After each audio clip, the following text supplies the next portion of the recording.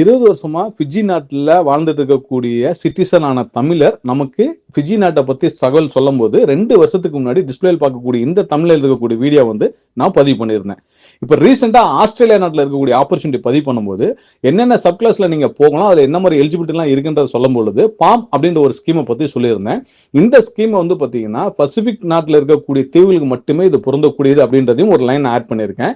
அதே மாதிரி ஆஸ்திரேலியா நாடு எந்தெந்த நாடுகளோட ஒப்பந்தம் பதிவு பண்ணிருக்காங்களோ அவங்க மட்டும்தான் இந்த ஸ்கீமை பயன்படுத்த முடியுன்றதையும் நான் சொல்லியிருக்கேன். நான் அதுக்கப்புறம் கீழே பாருங்க, இப்ப நீங்க பாக்குறது வந்து இந்த கண்ட்ரில வந்து எவ்வளவு பர்சன்டேஜ் வந்து மக்கள் இருக்காங்கன்னு பாருங்க. நம்ம இந்தியன்ஸ் வந்து ஃபிஜி நாட்டுல மட்டுமே 37% மக்கள் வந்து இருக்காங்க.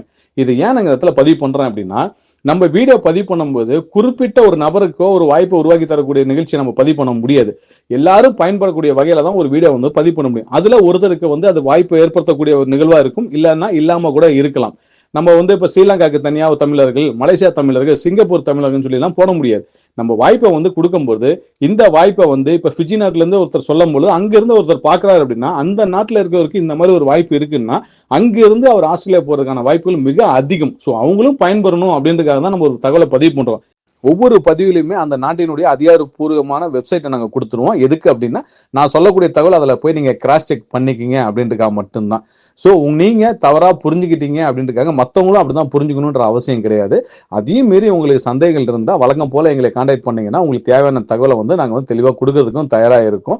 ஸோ எந்த இடத்திலும் தவறா பயன்படுத்த வேண்டிய அவசியம் எனக்கு இல்லை அப்படின்றத இந்த இடத்துல தெளிவாக நான் வந்து பதிவு பண்ணிடுறேன். இது வந்து ஒரு சிறு விளக்கம் மட்டும்தான்.